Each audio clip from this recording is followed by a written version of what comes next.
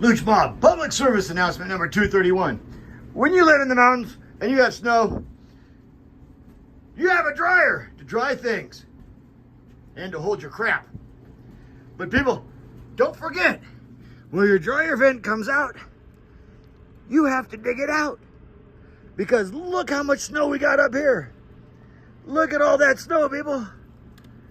See all that snow? That's a 6-foot fence on top of about a 3-foot buildup. And all that snow right there is gonna block that dryer vent and cause major damages. So clear your vents, people. Luch Mob.